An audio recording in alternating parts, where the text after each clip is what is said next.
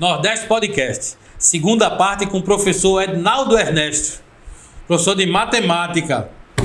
Ednaldo, essa caminhada tua aí de professor já deve ter feito muitas amizades e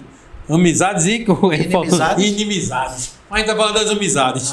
Deixa esses inimigos pra lá, que eu sei que você hoje é um cara espiritualizado, você tá bem acima, você não tem mais inimigos. Sim. Teve gente que nessa trajetória eu posso até ter inimigos, sabe? Mas eu não sou inimigo de ninguém. Eu quero que o débito fique lá com ele, eu fique cá com o crédito, né? Porque quando você é inimigo de alguém, você tá com um ônus, né? E quando você é amigo de alguém, você tá com um bônus. E é muito importante essa contabilidade aí para o mundo espiritual. Na realidade, Beto, eu tive uma felicidade muito grande, sabe, como professor, e até hoje eu tenho. Eu não sei por qual razão, assim, do ponto de vista específico, material, sabe, mas eu tenho uma facilidade muito grande de estabelecer relacionamentos de amizade, de confiabilidade, sabe. Eu comecei a ensinar em 1976, foi meu primeiro ano como professor.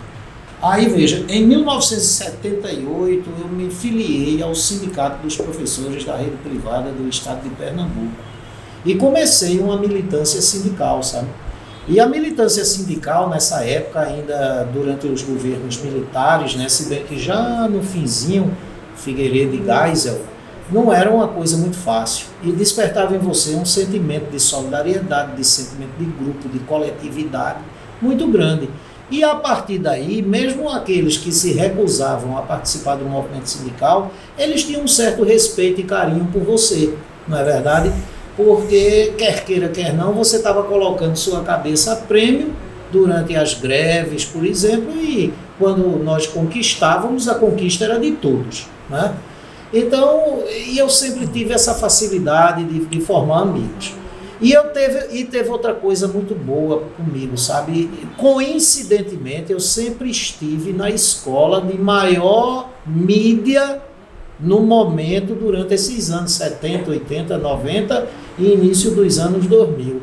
Eu tive a oportunidade de trabalhar no Colégio Seprev com Marcos Meirelles, que foi um dos maiores nomes da matemática aqui em Pernambuco.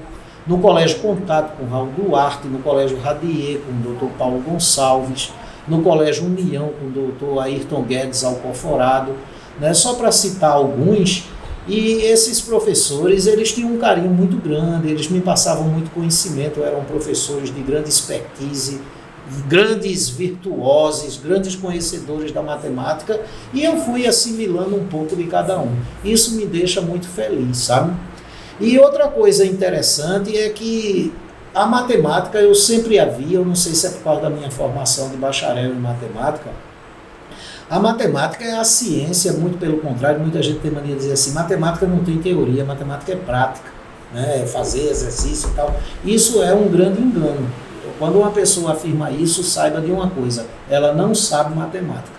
Matemática é a mais teórica das ciências. A matemática ela cria modelos a partir do nada, né? Por exemplo, todos os grandes estudos nos institutos mais avançados do mundo hoje, o que está se pesquisando hoje nos institutos de matemática mais avançados do mundo, só vai ter aplicabilidade daqui a 2, 3, 4, 5 décadas. A matemática ela se antecipa, porque a matemática ela cria modelos, e os modelos são criados a partir de uma referência que não existe. Por exemplo, a ideia de número mesmo, né? O que é um número? Você nunca viu um número, né? Essa ideia de número também tem uma coisa muito interessante, que são as duas grandes civilizações que tiveram uma influência muito grande na formação cultural ocidental, que é exatamente a nossa, que é a cultura grega e a cultura árabe, né? Para os árabes, um número era uma quantidade. Isso mesmo, quando você está ensinando uma criança a contar nos dedos, 1, 2, 3, ele está vendo ali que 3, aí aqui tem 3 dedos, tem 3 objetos. Essa era a ideia árabe, a ideia de quantidade. Para os gregos, o número não era uma quantidade, o número era uma coisa linear. Ele pegava um segmento de reta e dizia, olha, isso aqui mede 1. Aí, um outro segmento construído a partir desse que mede 1, no qual coubesse 3 unidades, né, colineares e adjacentes, aquilo era 3. É verdade. Então, a ideia matemática árabe, não é? Que eram os egípcios, os mesopotâmios, a Constantinopla e tal, a ideia matemática árabe de número era uma ideia quantitativa. A ideia matemática de número dos gregos era uma ideia linear, uma ideia de extensão. É diferente Veja mesmo. que diferença, né? Não É por isso que os árabes, eles, apesar de uma certa civilização árabe, que eram os egípcios, terem construído as pirâmides, e a pirâmide não deixa de ser uma forma geométrica, é isso que leva muitas pessoas a cometer um grande equívoco, pensar que os egípcios eram experts em geometria. Toda a matemática egípcia era algébrica, inclusive a palavra álgebra vem do árabe, não é? A palavra algarismo, que vem de algarismo e vem do árabe. Então a matemática egípcia ela era algébrica e a matemática grega era geométrica. Aí os gregos é que conseguem as ideias de números irracionais, raiz de 2, pi, não é? Veja, o número pi, ele é o resultado da divisão, e é uma divisão exata com o resto zero. Quando você divide o comprimento de uma circunferência, que é a medida do segmento que você obtém ao retificar a circunferência, pelo seu diâmetro, dá exatamente pi. A raiz de 2, que muita gente tem mania às vezes de dizer que não é exata, a raiz de 2 é exatamente, nem mais nem menos, nem um pouquinho a mais, nem um pouquinho a menos, com toda precisão, o comprimento da diagonal de um quadrado de lado 1. Então veja que essa concepção de números da civilização grega, né, a partir de Euclides, é uma ideia totalmente geométrica, e a ideia matemática dos árabes é algébrica. E a matemática é a mais teórica das ciências, sabe? Né? Por exemplo, eu ensino matemática há 44 anos, sou formado em matemática, né, tanto licenciado como bacharel, mas eu nunca vi uma reta na minha vida. Né? A reta você imagina, mas você jamais verá. Né? Como é que eu vou ver uma coisa que só tem comprimento, não tem extremidades, não tem espessura? É impossível de se ver. Inclusive, muitas vezes, né, os professores, até movidos com boa intenção, criam situações assim para ajudar o aluno a partir de coisas materiais. Pega um cordão e estica. Diz, olha, isso aqui é uma reta. Mas para esticar o cordão, ele pegou nas extremidades, né? A reta não tem extremidade. Entendi. O cordão, por mais delgado que ele seja, por mais fino que ele seja, ele tem espessura. A reta não tem espessura. Né? E um ponto, eu nunca vi um ponto, como é que eu vou ver uma coisa que não ocupa lugar no espaço, não tem dimensão, né? E também não é o nada. Então são essas coisas aí intrigantes que a matemática nos traz. A matemática é sobretudo teórica. E a matemática, ela está mais para uma ciência, ela está mais para filosofia do que para cálculos. Interessante isso. Não é à toa que todos os nomes de grande relevância na construção das ideias, dos teoremas, dos lemas, dos corolários, dos axiomas matemáticos eram filósofos. Euclides de Alexandria, né? René Descartes, e só para citar dois, Platão, aluno de Sócrates, né? Que por sinal Platão era um apelido, né? O nome dele mesmo era Aristócles. Platão era um apelido, porque Platão vem de Platô. Sim. Você imagina um Platô? E por que é que ele tinha esse apelido, Platão? Porque ele tinha os ombros muito largos. Não, e alguns atribuem também a testa dele. Né? Sim, mas teve também uma história de ser secretário da educação. Ah, sim. Foi um desafio, isso né? Foi uma experiência que eu vivi, né? Lá no município de Paudalho. O prefeito de Paudalho, Marcelo Gouveia, é um rapaz muito empreendedor, tem uma visão administrativa maravilhosa. E quando ele, no seu primeiro mandato, porque ele foi reeleito para o segundo mandato, o primeiro mandato dele de 2017 a 2020, ele me convidou para ser secretário de Educação de Paudalho. Né? E foi um grande desafio para mim, um grande desafio. E eu gosto de ser desafiado e gosto de situações desafiadoras. Eu passei 4 anos lá. A educação pernambucana ela é chancelada pela Secretaria Estadual de Educação, né? E como o Pernambuco tem muitos municípios, ela criou assim subconjuntos, né, que são chamadas de GRE, Gerência Regional de Ensino. Então, o município de Paudalho está vinculado a uma gerência regional de ensino que é chamada de Mata Norte, que compreende 21 municípios, dentre eles Goiânia, né, Paudalho, Carpina, Lagoa do Carro e tal.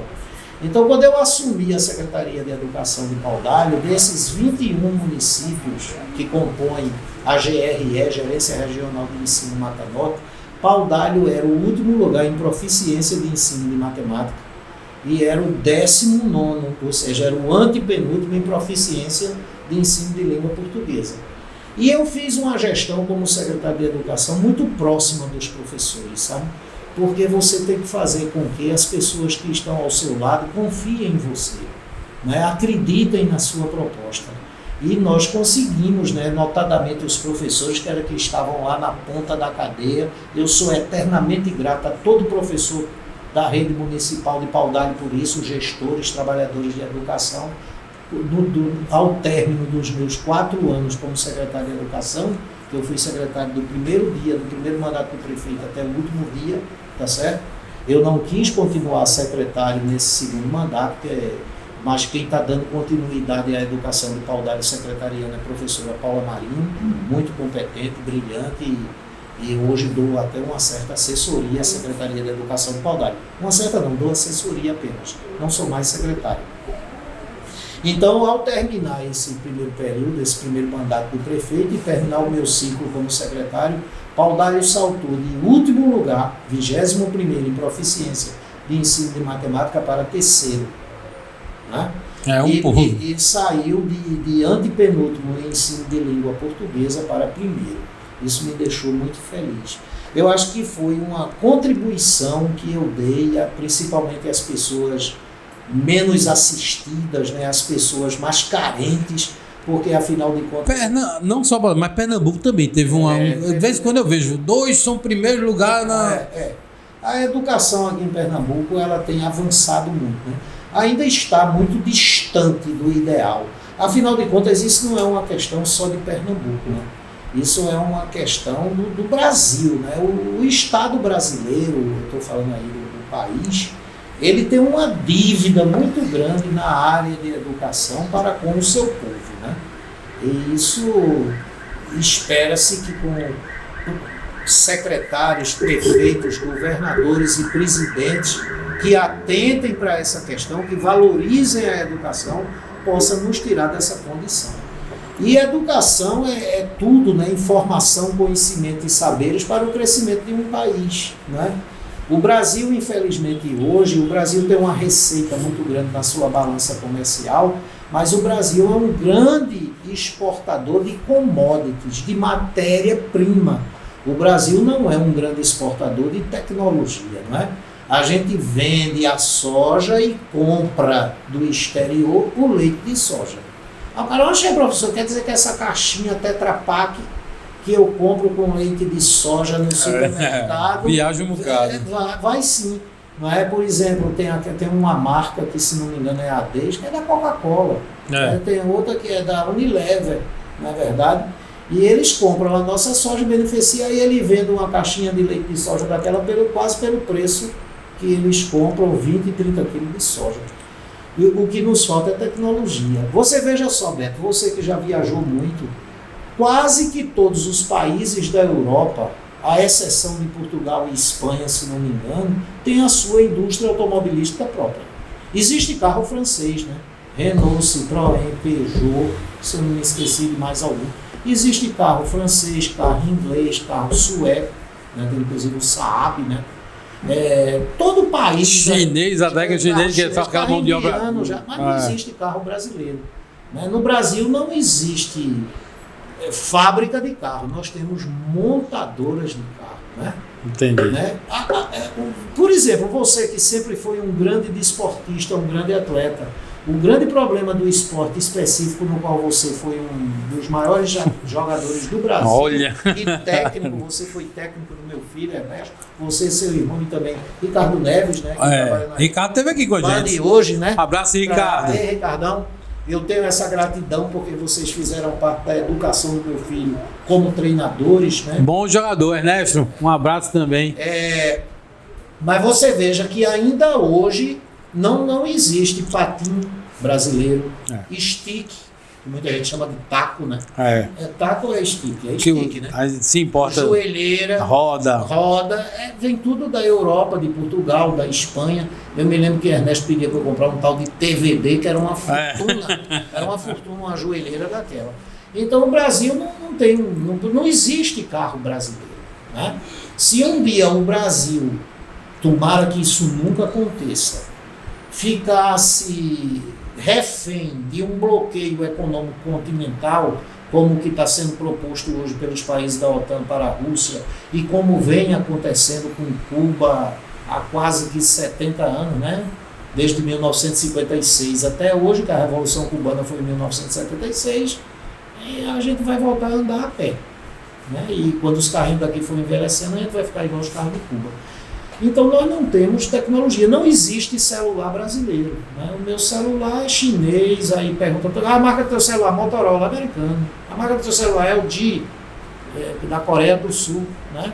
E vai por aí afora, não existe televisor brasileiro, a Philips é se a gente fechar, a gente Samsung é da Coreia. Então, por quê? Porque a gente não desenvolve tecnologia. Para desenvolver tecnologia é preciso se investir em educação. E se investe em educação desde o início, desde a base. E educação não é só o ato da formação acadêmica, científica e intelectual, não.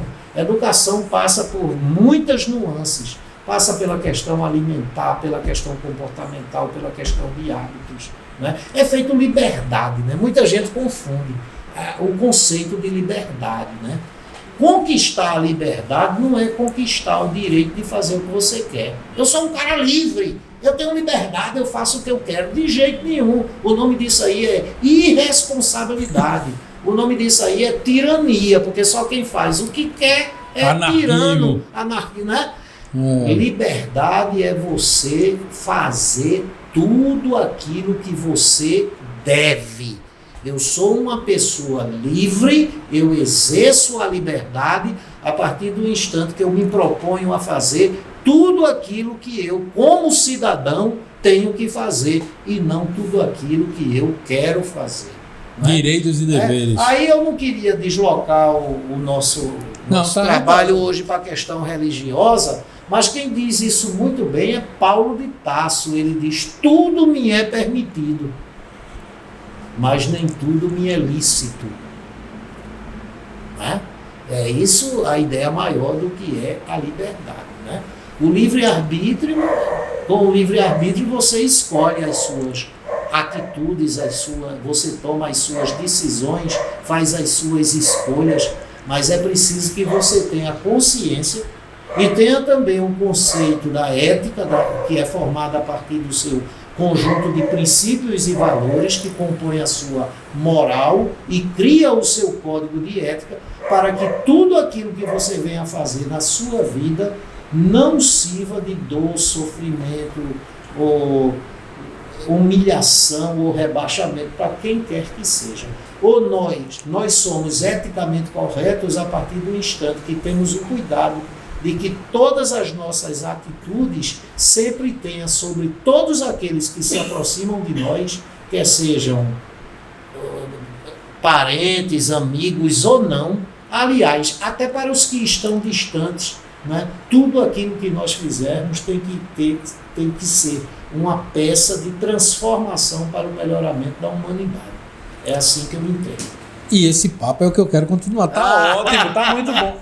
Não, a gente tem. O tempo da gente tá acabando, a gente ainda tem uns 5 minutos. E eu quero aproveitar que eu tô com um palestrante e que você fale para quem está nos ouvindo da sua palestra de uma mensagem, uma coisa positiva, uma coisa boa para quem está assistindo a gente. É assim, sabe? Existem 2 palestrantes, Edinaldo Ernesto, né? Tem um palestrante que palestra gratuitamente, né? Inclusive banca a sua própria palestra, porque o dinheiro que eu gasto de gasolina para ir, para voltar, meu tempo, é tudo 0,800. que é o palestrante espírita, né? O palestrante E tem dois entrevistados de Edinaldo Ernesto. Tem um entrevistado que você tem que pagar ele e tem um que você não tem que pagar. O de hoje eu tive que pagar muito. E tem um outro palestrante que é na área da educação, né? Eu, por ter sido secretário de Educação, é evidente que durante 4 anos eu aprendi muito sobre gestão de educação, né? Para você ter uma ideia, é muito complexo, né, a questão de gerir a educação de um país, de um estado, de um município. É por isso que eu entendo que esses cargos deveriam ser eminentemente técnicos e não somente políticos. Deixa eu fazer só um parêntese, para quem está em casa ter a dimensão do tamanho que é uma Secretaria de Educação estadual. Sim. Eu, por coincidência, essa semana eu tive que ir na Secretaria de Educação, na Várzea. Eu fiquei assustado porque eu entrei numa portaria, aí o cara fez, não, passe 3 lombadas, é a próxima. E aquilo tudo é a secretaria. É um bairro. Isso, é quase uma mini-cidade ali, né? Não é? Então, assim, é muito complexo. A educação é muito complexa. Para você ter uma ideia, eu não fui secretário de Educação numa dimensão estadual, eu fui municipal. Mas nós trabalhamos lá, rapaz, veja, a Secretaria de Educação, que a do Estado é só você aumentar, né, ampliar, uma escala homotética aí de 1 para, sei lá, 500. Tem a questão da alimentação, tem a merenda, né? Tem a questão de manutenção das escolas, né, de manutenção física, né, estrutural, telhado, pintura, parede, reforma de banheiro, não sei o que. Tem a questão de manutenção do mobiliário, banca, carteira, material, mobiliário de poda de árvore. A questão de material de expediente, sabe? Limpeza, né? Mexe muita coisa. São muitos programas. Para você ter uma ideia, o secretário de Educação, se ele for gestor do Fundo Municipal de Educação, ele trabalha com muitas verbas, muitos recursos de diferentes fundos. Tem um recurso que é chamado PNAE, Programa Nacional de Alimentação Escolar. E todos esses dinheiros têm destinação específica. O dinheiro que vem para esse programa nacional, de Alimentação Escolar, só pode ser gastado com merenda. Entende ou não? Aí tem outro programa que é o PENAT, Programa Nacional do Transporte Escolar. Esse recurso aqui, complexo, se você tirar do PENAT R$1 para comprar um pacote de fubá, o nome disso é pedalada e é improbidade administrativa da cadeia e você tem que devolver esse dinheiro do seu próprio bolso, né? Esse recurso. Além das penalidades por conta da improbidade, né? E o processo que você responde. E o menino morrendo de fome. Aí esse dinheiro que vem do PENAT, Programa Nacional de Transporte Escolar, é para ser gasto na manutenção, conservação e compra, às vezes, até daqueles ônibusinhos amarelinhos, luz chamado amarelinho. Aí são vários programas, todos esse dinheiro, então você tem que gerir isso. Então, durante esses 4 anos, eu aprendi muito nessa área, não sou assim o maior sabedor, mas eu aprendi o suficiente. Então, eu dou muitos cursos de formação para não é diretamente ao secretário, mas para as secretarias de educação. E também faço palestras. Os gestores. Os gestores. Por sinal, o gestor de escola tem um programa que é chamado PDDE, que é Programa Dinheiro Direto na Escola, que é um recurso que vem do Ministério da Educação e cai numa conta corrente que cada escola do município, se for a nível estadual, cada escola do estado, aquele dinheiro vem direto e cai numa conta. E quem vai gerir esse dinheiro é o diretor da escola, é o gestor da escola. Agora, esse dinheiro é para quê? Para comprar uma lâmpada que quebrou, uma porta, uma privada, coisas mínimas, uma resma de papel, manutenções pequenas, porque se for comprar isso via Secretaria da Educação, aí tem que ter uma licitação, aí vai demorar demais a chegar. Né? Se bem que um bom secretário de Educação, ele se antecipa às faltas. Ele já faz uma licitação e vai para suprir tudo. E tem uma reserva, né, num depósito de coisas de primeira necessidade. Então, mas voltando, eu faço as palestras espíritas, né, faço essas palestras, oficinas, workshops, cursos de formação na área de educação, do ponto de vista de gestão pública, e faço também formações na área de matemática, né? Aí seria uma oficina, um workshop, um seminário, um curso de curta duração, especificamente voltado para matemática. Então é isso aí. E a mensagem, pra gente chegar ao fim, uma mensagem agora pro lado da sua crença, do lado da sua... Sim, eu gosto muito desse lado da espiritualidade, né? Agora é mais uma mensagem para você que está em casa, que às vezes a pessoa está sofrendo, e às vezes bate o coração. Eu acho que a grande busca que nós temos, né, da espiritualização, independentemente de qual seja a sua matriz religiosa, porque você pode chegar a uma perfeição espiritual através do candomblecismo, através das religiões reformistas, quer sejam de origem luterana ou calvinista, através de uma religião neopentecostal, e vai as mais diversas matrizes. Mas eu acho que a grande busca, né, o ponto de partida, a premissa inicial, é o exercício da benevolência para com todos, né? Quando Jesus é muito engraçado, Jesus é muito profundo, muito interessante. Jesus só deixou para nós um mandamento, né? Ele respeitou o decálogo mosaico, os 10 mandamentos que são judaicos, e Jesus é filho de judeu com judia. Maria de Nazaré era judia, né? José, que casou com Maria, era judeu, e Jesus, judeu também, né? A prova tão grande é que aquelas passagens bíblicas que... E Maria foi passear com Jesus em Jerusalém, e Jesus se perdeu dela, ela ficou procurando, aí quando ela encontrou ele com 5 anos dentro do templo, falando para os doutores da lei e para os sacerdotes. Aquele templo era uma sinagoga, e os doutores da lei ali eram rabinos, era judeu. Então Jesus, ele manteve o decálogo mosaico, aqueles 10 mandamentos que a gente aprende, até porque o nosso cristianismo é judaico, né? O apostólico romano, até o bizantino, que é muito praticado ali no leste europeu, né? Que é a Igreja Católica Ortodoxa, tem toda essa matiz do judaísmo. Então Jesus disse, né? Um novo mandamento vos dou, e não foi mais nenhum: amai-vos uns aos outros, né? Veja que já tem uma diferença, já tem um avanço em relação à proposta mosaica, que é: amarás ao teu próximo como a ti mesmo. Aí esse próximo é o quê? Meus familiares, só as pessoas que eu conheço. Então esse amarás ao próximo como a ti mesmo deixa uma brecha muito grande de exclusão. Então quem não me é próximo, né, o cara que está lá no continente africano, quem não é da minha família, quem não é o meu amigo, eu não tenho a obrigação de amar. Mas a proposta do Cristo foi: amai-vos uns aos outros. Então, meu amigo, foi outro, eu tenho que amar, né? Aquele esquimó que está lá no Polo Norte é outro ser humano, além distinto de mim, então eu tenho que o amar. A dor dele é minha dor, a vicissitude dele é a minha vicissitude. Então o Cristo, a proposta dele é abrangente, não exclui, não é acolhedora. Aí ele diz: um novo mandamento vos dou: amai-vos uns aos outros, como eu vos amo. Não é amar como a si mesmo, não. Do modo que eu me amo é que eu tenho que te amar, Beto. Eu tenho que te amar como Jesus me ama. Então vou repetir, é muito profundo, Só essa citação do Cristo dá um seminário.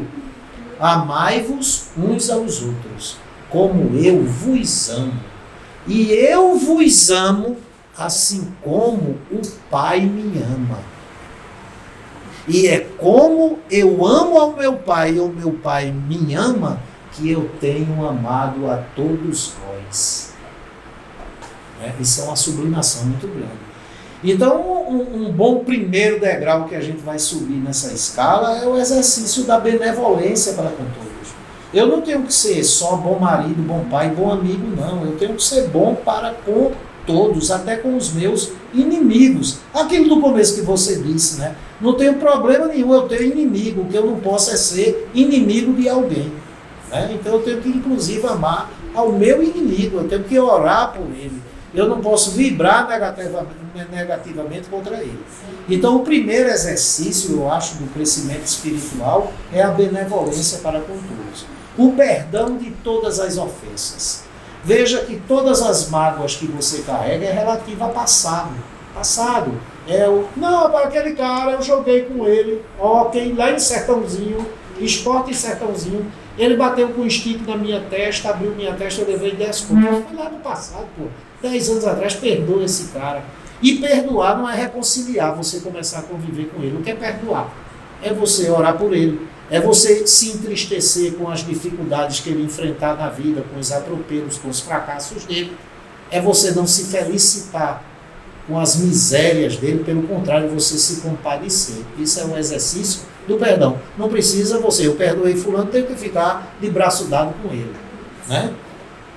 Então benevolência para com todos, o perdão de todas as ofensas, inclusive o Cristo tem uma citação que Simão Barjonas, né, que a gente conhece como Pedro, o apóstolo Pedro, chega para o Cristo assim: Cristo, eu tenho que perdoar o meu irmão quantas vezes? 7 vezes. Porque 7 é um número que tem uma importância muito grande no judaísmo. A prova tão grande é que aquele castiçal, eu toda vez esqueço o nome dele, é o Mená, fugiu. Eu ensinei no colégio israelita Moisés Schwartz, 15 anos. Até um quipazinho eu tinha aqui, um aluno me deu, Saulo Jacobowitz. Quase que eu me convertia. Aí, resultado, é a Menerá, é um nomezinho assim. Me perdoem, viu? Eu erro também e eu esqueço também as coisas de vez em quando. Agora eu chego, eu tô vendo, quando eu sair daqui eu vou me lembrar do nome. Tá querendo vir na minha mente Mezuzá. Mas Mezuzá é uma chapinha assim, que tem os 10 mandamentos dentro, num pergaminho bem pequenininho, que os judeus colocam na porta de entrada da casa. Aí toda vez que ele sai, ele bota a mão na Mezuzá e quando volta a igreja, sabe que é como se estivesse dizendo assim, o símbolo é esse: eu vou respeitar os 10 mandamentos que estão aqui quando sair da minha casa. E quando ele entra, ele faz de novo dentro da casa dele. Então, é a questão da benevolência para com todos, o perdão de todas as ofensas. Foi coisa no passado, rapaz. A vida não tem retrovisor. Né? E outra, senão a gente não evolui, a gente fica preso lá atrás, fica feito um barco ancorado com aquela corda amarrada para o porto, no cais do porto ele não navega, não é? E além disso, a indulgência, né? A gente tem que ser indulgente. O que é ser indulgente? Eu não conheço ninguém, e eu acredito que não haja nenhum ser humano na face da Terra que não tenha qualidades. Como também qualquer ser humano tem defeitos. Alguns têm mais qualidades do que defeitos, outros têm mais defeitos do que qualidade. E o que é ser indulgente? O que é a indulgência? É quando eu olhar para você, Beto, eu só querer ver as suas qualidades. Então eu parei, eu venho exercitando. É difícil você se acostumar com isso, mas o exercício da indulgência, até você se acostumar com ele, é muito difícil. Eu não consigo mais, hoje em dia, olhar para quem quer que seja e tentar buscar um defeito naquela pessoa. É feito o catador, o cara que minera ouro no rio. Ele bota a bateia. Aí vem na bateia, que é feita uma peneira, um bocado de minério, não vem? As chamadas pedras. E vem uma ou outra bem pequenininha pepita. O que é que ele procura? A qualidade, o bom. A pepita. A pepita. Né? Então, eu quando estou diante de uma pessoa, construindo aí uma metáfora, é como se eu estivesse bateando o ouro, sabe? Eu olho para aquela pessoa, rapaz, ele tem um bocado de pedra aí, mas isso não me interessa não vou olhar não, mas ele tem essa pepita de ouro aqui. É isso que me interessa. E não é no sentido de expropriar, é de enaltecer, é de admirar. Né? Edinaldo Ernesto, que papo bom. Não, rapaz, pena que a gente chegou ao fim. Eu fico triste, né? Eu gostaria de participar de outro, se você me chamar. Teremos mais. Tá? E para mim foi uma alegria muito grande e eu queria mesmo filmar, dar um abraço. Mas pode, agora pode. Deixa isso aí na filmagem, hein? Fica! Tá marcado aqui. Tá, que o mestre e amigo Jesus esteja sempre presente em sua mente, seu coração, no seu lar, na sua família. Em todos nós. E que a paz dele você sempre carregue com você. Muito obrigado por tudo, hein? Estou muito feliz, cara. Muito obrigado, valeu. Tchau, pessoal. E obrigado também pela paciência que vocês tiveram em me ouvir. Um beijo. É Nordeste Podcast, é Nordeste Podcast, é Nordeste Podcast. Podcast. É Nordeste. Podcast.